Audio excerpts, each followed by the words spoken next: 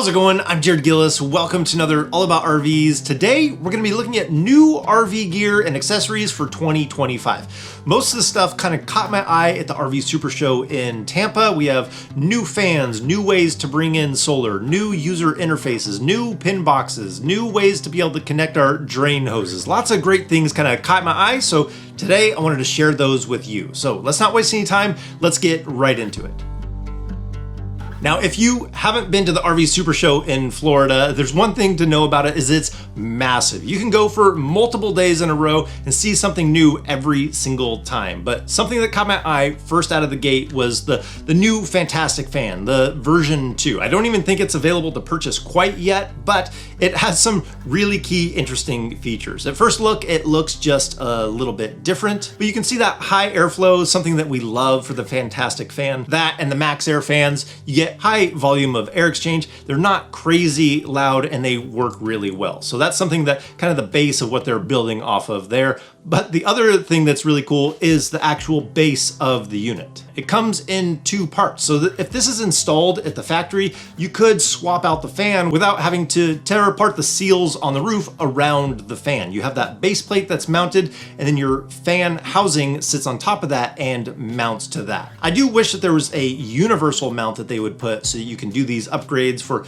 any of the fans that are out there. I know that that's not always going to be possible because Max Air's kind of been doing something similar to that. It'd be nice if it was kind of across the entire line, but maybe someday we'll get there. I have done a video comparing the different fans side by side if you wanted to check that out, because we do have the hangs that you can put from the inside. You don't have to tear apart the roof, but if you want to go to a new fan, you usually have to break the seal on the roof. So it's nice that they're putting a base plate so you can swap that out if you needed to. And then inside of that base plate, we now have the ability to bring in our solar wires. They have two little knockouts on there. So typically you're going to use this for solar, but I imagine you could use it for antennas or Starlink wires or something that you want to wire from the roof down to the inside of the RV. Rather than making another penetration on the roof, we already have an opening there. Oftentimes you can pull down that trim piece on the inside and you can reach a lot farther. So it's actually a good access point in order to bring wires in. It gives you the ability to kind of reroute them and manipulate them. So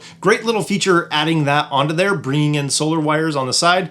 That's a great idea. Next up is the Furion Chill Cube. And you might be saying, this is something that came out last year. That's true. They were putting it on RVs last year, but now it's currently available for us to be able to upgrade our RVs to the Chill Cube where it wasn't available before. And I think this is the AC that's going to be kind of the mark to beat, putting an inverter compressor finally in an RV AC, stepping it up from 15,000 BTU to 18,000 BTU, and being one of the quietest ACs that I've ever experienced. And yes, it is running right now. This is the quietest AC that I've ever had. Even quieter than the EcoCool degree one that we have on there. This one does seem quieter. So I am looking forward to doing a comparison between the Chill Cube and the Gree, maybe even the Houghton, if I can get all three of those together side by side. But it's nice that we can add this upgrade to our RV if we wanted to. My one big drawback is it doesn't have a heat pump at this time. They are adding heat strips inside of there so you can use it for heat, but I think if you add a heat pump to this unit, that's going to be a huge deal. I'll see if I can order one because these are even available on eTrailer, which is the sponsor for today's videos. We've used eTrailer for years. They have great products, great staff, great resource. You can call and ask questions if you needed to. I highly recommend eTrailer. They have a very wide variety of RVing gear and accessories and upgrades that you can do to your RV. So let's get to the next one. Now, next on our list is looking at Camco, because they released quite a few products at the RV show. The first one that caught my eye was the RV Sewer Adapter Pro. This one has a drain lock built onto the end. You basically have a two-tier rubber piece on there, so if you have a 3-inch or a 4-inch pipe, you can stick that down into the pipe, pull that lever, and it's going to wedge that in there so that your drain adapter will not come out. Oftentimes we have that adapter that has the multiple tiers on it with the threads on there, and you can screw that in and it kind of secures it in, and then you can take that clear elbow connector and lock it in. The thing is, not every place that you go to for RVing will have those threads on the inside, or those threads get messed up, they get filled with junk, and you can't secure that adapter that goes into there. So you end up usually putting rocks on there, or you get sandbags that go over there and hold it down. Well, this, you just stick it right in there, pull the lever, and it cinches to that pipe. So that way, when you go to empty your tanks, the force of that water is not going to make it come loose and start making a mess everywhere. So less mess is always a good thing when dumping the tanks. This is such a new product that they only had 2 of these. The only 2 that I've ever made were actually there at the show. Next, they also had a drain support kit that's kind of all contained unit. You can fit the hose in there, the support, and the actual tote that it sits in is part of the support for the hose. So it kind of does double duty. It's going to support the hose, but it's also going to keep everything contained and in one unit. So that way you just grab it and you know that you have everything in that one tote.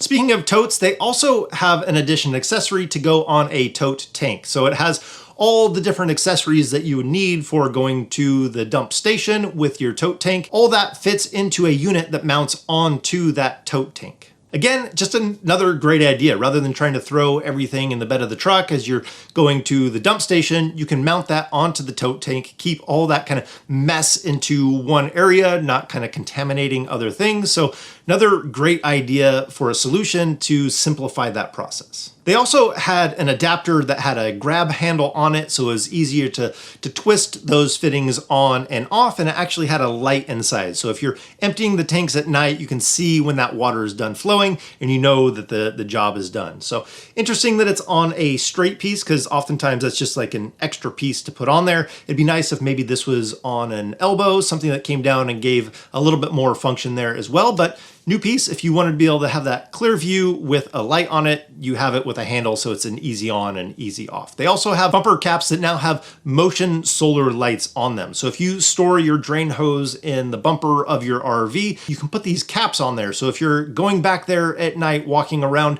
it'll pick up that motion and give you a light in the back of the RV, which usually isn't super well lit. And if you're doing something back there, those lights might come in handy. Now, on the topic of solar, we have a new user interface for Victron. This came out a few months ago, but it's going to be the new operating system moving forward.